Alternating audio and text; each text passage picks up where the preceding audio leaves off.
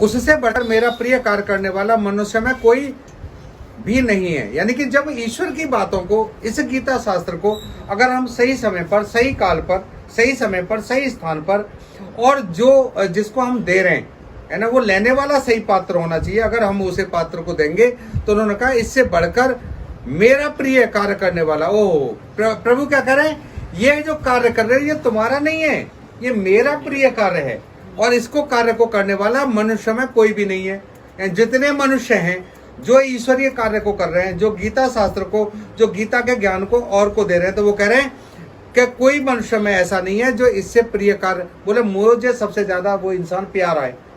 तो इस टाइम लगा दी कि हम उनके प्यारे होंगे ना, तो इस गीता को पढ़ रहे हैं ना, ठीक है।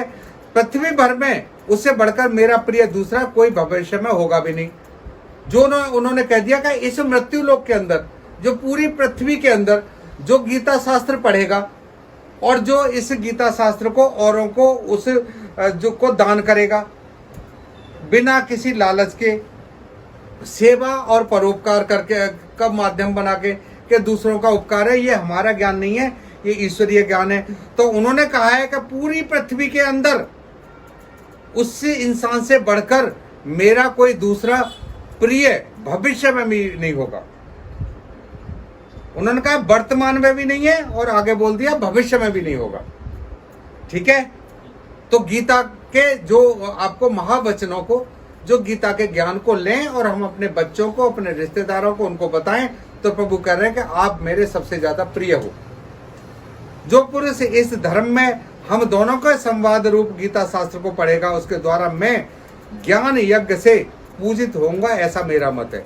यज्ञ कितने तरह के होते हैं? यज्ञ तो बहुत होते हैं। तो उन्होंने जो हमने ये जो शुरू कर रखा है अभी, जो हम बोलते हैं और औरों के लिए जो दान दे रहे हैं, तो उन्होंने कहा ये क्या है? ये है ज्ञान यज्ञ।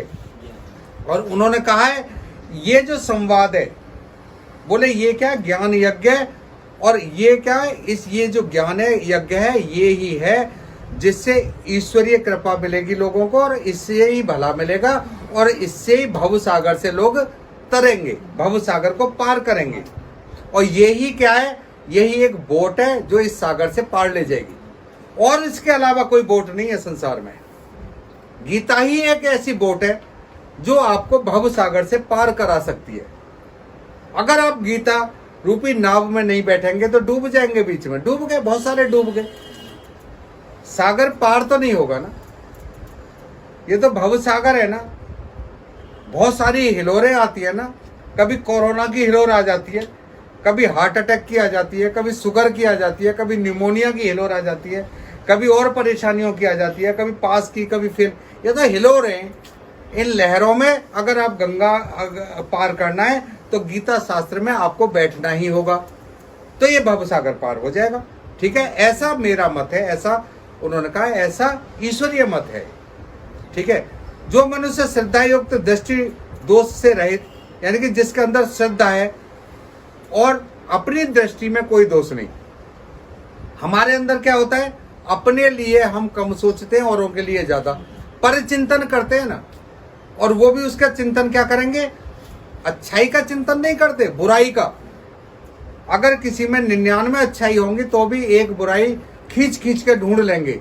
श्री राम में सारी अच्छाइयां हैं, फिर भी पता नहीं कहां से बुराई निकाल लाते हैं। सीता जी में सारी अच्छाइयां, फिर भी बुराई पता नहीं कहां से पकड़ते हैं। क्योंकि दोष कहां है? उनकी दृष्टि में दोष है।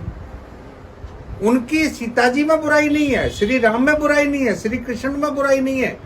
ये क्या है? दोष क्या है? देखने वाली की दृष्टि में दोष है, क्योंकि वो परिचिंतन करते हैं।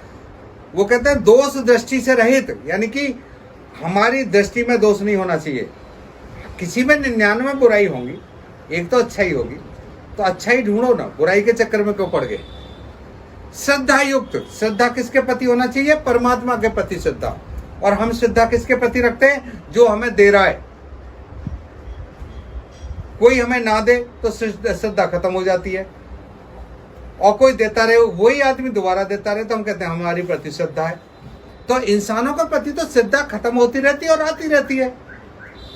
एक पेड़ के प्रति श्रद्धा अच्छी हो जाती है, बुरी हो जाती है। एक गाय आपको दूध पिला रही है तो आप श्रद्धा से, जब दूध बंद कर दे तो तुम कसाईयों को बेच देते हो उसे। तुम्हारी श्रद्धा कहाँ गई? अरे जिस माँ ने तुम्हें दूध पिलाया, जिस माँ ने तुम्हें परवरिश की, अगर वो उस माँ को याद तो रखो, याद तो करो। कसाई को तो मत बेचो उसे, ठीक है? तो श्रद्धा युक्त यानी कि ईश्वरीय श्रद्धा, अच्छा है तो भी उसमें श्रद्धा, बुरा मिला तो भी उसके अंदर श्रद्धा। जो दिया है तुमने वो तेरा, तुझको अर्पण क्या लागे मेरा, मेरा थोड़ी है जो दिया हुआ है। तो श्रद्धा तेरे अंदर है ना हमारी। अच्छा दे रहा है तो भले को दे रहा होगा, बुरा दे रहा तो भले को दे रहा होगा। जो बुरा दिया तो भी कुछ भले को ही हुआ होगा। हमारे साथ अगर कुछ बुरा हुआ है तो कुछ उसमें बड़ा छुपा होगा भला हमारा। तो ऐसी श्रद्धा होना चाहिए हमें, ठीक है?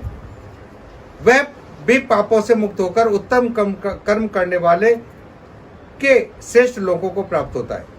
जो ऋषि मुनि जो उत्तम कर्म करते हैं, जो देवता उत्तम कर्म करते हैं, उन्होंने कहा है ऐसा इंसान जो गीता शास्त्र को सुनेगा भी। एक तो होता है बोलने वाला, पढ़ाने वाला, एक होता है सुनने वाला, श्रद्धा से, दोष दृष्टि से दूर हटके जो गीता को सुनेगा भी, उन्होंने कहा है वो भी पापों से मुक्त हो जाएगा और वो भी श्रेष्ठ लोकों में जाएगा। कौन से लोकों में जाएगा? जहां पर देवता हैं, जहां पर ऋषि मुनि बैठे हुए हैं, अच्छे कर्म करने वालों के श्रेष्ठ दोषों में। ये जरूरी नहीं है कि अनपढ़ आदमी पढ़े, अगर वो सुन लेता है